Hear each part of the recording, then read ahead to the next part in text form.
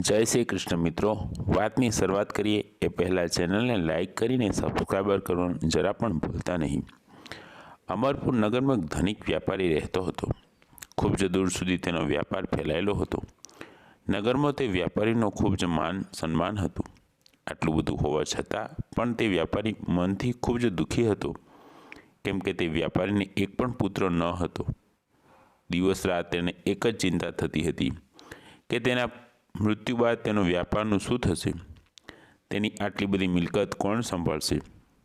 પુત્ર મેળવવાની ઈચ્છાથી તે દર સોમવારે ભગવાન શિવની પૂજા કરતો હતો।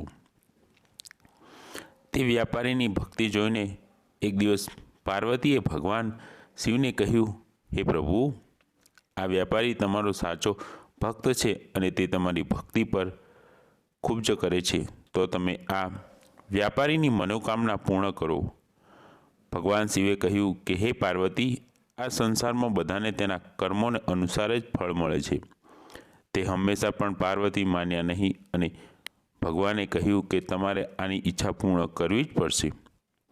તે તમારો ખૂબ જ સારો ભક્ત છે અને તમારી ખૂબ જ ભક્તિ કરે છે, તો તમારે તેનું પુત્ર પ્રાપ્તનું સપનામાં દર્શન આપી તેને પુત્ર પ્રાપ્તિનું વરદાન આપ્યું અને તેને એ પણ જણાવ્યું કે તારો પુત્ર 16 વર્ષથી વધુ નહીં જીવે। ભગવાનનું વરદાન મેળવીને વ્યાપારી ખૂબ જ ખુશ થયો, પરંતુ તેના પુત્રના મૃત્યુની વાત સાંભળી તે દુઃખી ઓછો થઈ ગયો। વ્યાપારીએ પહેલાંની જેમ સોમવારનું વ્રત વિધિપૂર્વક ચાલુ રાખ્યું। થોડા સમય બાદ તેના ઘરે એક સુંદર પુત્રનો જન્મ થયો। તેણે ખૂબ જ ધામધૂમથી પુત્ર જન્મનો સમારોહ ઉજવ્યો। વ્યાપારીને પુત્ર જન્મની ખુશી ન હતી, કેમ કે તેના પુત્રનું અલ્પ આયુષ્યનું ખબર હતી। આ રહસ્ય તેના ઘરમાં તેના સિવાય કોઈ નહોતું જાણતું। તેના પુત્રનું નામ વિદ્વાન બ્રાહ્મણોએ અમર રાખ્યું। જ્યારે અમર 12 વર્ષનો થયો ત્યારે તેને ભણવા માટે વારાણસી મોકલવાનો નિર્ણય કર્યો। વ્યાપારીએ તેના મામા દીપચંદને બોલાવીને કહ્યું, અમરને શિક્ષા માટે વારાણસી મૂકતા આવો। અમર અને તેના મામા વારાણસી માટે નીકળી પડ્યા। લાંબી યાત્રા બાદ અમર અને તેના મામા એક નગરમાં આવી પહોંચ્યા। તે નગરના રાજાની પુત્રીના લગ્ન હોવાથી આખા નગરને શણગારવામાં આવ્યું। ચોક્કસ સમય પર જાન તો આવી, પરંતુ વરરાજાના પિતા ખૂબ જ ચિંતિત હતા, કેમ કે તેનો પુત્ર એક આંખે કાણો હતો અને તે બાબતનો ડર હતો કે જો આ વાતની રાજાને ખબર પડી જાય તો લગ્નની ના પાડી દેશે અને તેની બદનામી થઈ જશે। વરના પિતાએ અમરને જોયો તો તેના મગજમાં એક વિચાર આવ્યો, આ છોકરાને વરરાજા બનાવી તેને રાજકુમારી સાથે પરણાવી દઈને વિવાહ પૂર્ણ થયા બાદ તેને ઘણું બધું ધન આપીને વિદાય કરી દઈશ અને રાજકુમારીને મારા નગરમાં લઈ આવીશ। વરના પિતાએ અમરના મામા સાથે આ બાબતની વાત કરી। તેને ધનની લાલચમાં આવીને વરના પિતાની વાત સ્વીકારી લીધી। અમરને વરરાજાના કપડાં પહેરાવીને તેના લગ્ન રાજકુમારી સાથે કરી દીધા। અમર જ્યારે પાછો આવ્યો હતો ત્યારે તે આ વાત છુપાવી શક્યો નહીં, તેથી તેણે રાજકુમારીને ઓઢણી પર લખી દીધું કે રાજકુમારી, તમારા લગ્ન તો મારી સાથે થયા છે। હું તો વારાણસીમાં શિક્ષા મળવા માટે જઈ રહ્યો છું। હવે તમારે જે નવયુવકની પત્ની બનવાનું છે તે એક આંખે કાણો છે। જ્યારે રાજકુમારીને આ ઓઢણી પર લખેલું લખાણ વાંચ્યું ત્યારે તે કાણા છોકરા સાથે જવાની ના પાડી। રાજાએ આ બધી વાતને જાણીને રાજકુમારીને પોતાના મહેલમાં જ રાખી લીધી। બીજી બાજુ અમર તેના મામા સાથે વારાણસી પહોંચી ગયા અને ભણવાનું શરૂ કરી દીધું।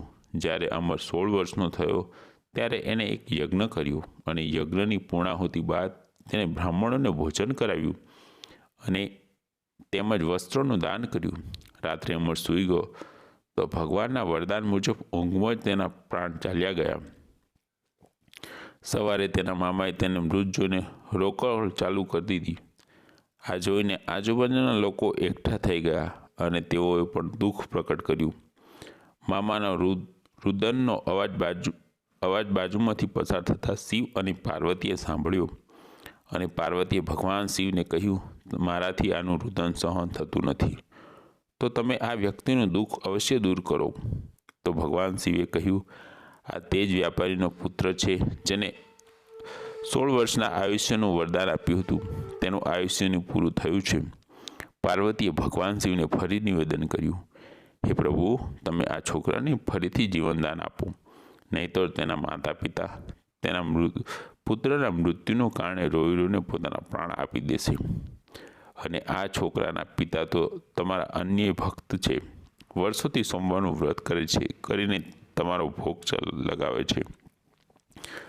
પાર્વતીના આગ્રહને કારણે ભગવાને તે છોકરાને ફરીથી જીવનદાન આપ્યું. થોડી જ વારમાં તે જીવંત થઈ ગયો. શિક્ષા પૂરી કરીને અમર તેના મામા સાથે પોતાના નગર તરફ ચાલી નીકળ્યો. બંને ચાલતા ચાલતા તે જ નગરમાં પહોંચ્યા. ત્યાં અમરના લગ્ન થઈ ગયા. તે નગરમાં પણ અમરે યજ્ઞનું આયોજન કર્યું.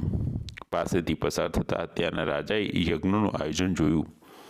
રાજાએ અમરે તરત જ ઓળખી લીધા અને યજ્ઞ પૂરો થયા બાદ રાજા અમર અને મામાને પોતાની સાથે મહેલમાં લઈ ગયા. થોડા દિવસ સુધી રાજાએ તેઓને પોતાની પાસે રાખ્યા અને ત્યારબાદ તેઓને ઘણું બધું ધન આપીને રાજકુમારી સાથે વિદાય કર્યા. દીપચંદે નગરમાં પહોંચીને એક દૂતને ઘરે મોકલ્યો અને પોતાના આગમનની સૂચના આપી. પોતાના છોકરાને જીવિત પાછો ફરવાની સૂચના મળવાથી જ વ્યાપારી ખૂબ જ ખુશ હતો. વ્યાપારી અને તેની પત્ની બંને જણા પોતાના એક રૂમમાં બંધ કરીને ખાવા પીવાનું છોડી દીધું હતું અને નિશ્ચય કર્યો હતો, જો પુત્રના મૃત્યુનો સમાચાર મળશે તો તેઓ બંને જણા પણ પોતાના પ્રાણ ત્યાગી દેશે. વ્યાપારી પોતાની પત્ની અને મિત્રો સાથે નગરના દ્વાર પર પહોંચ્યા.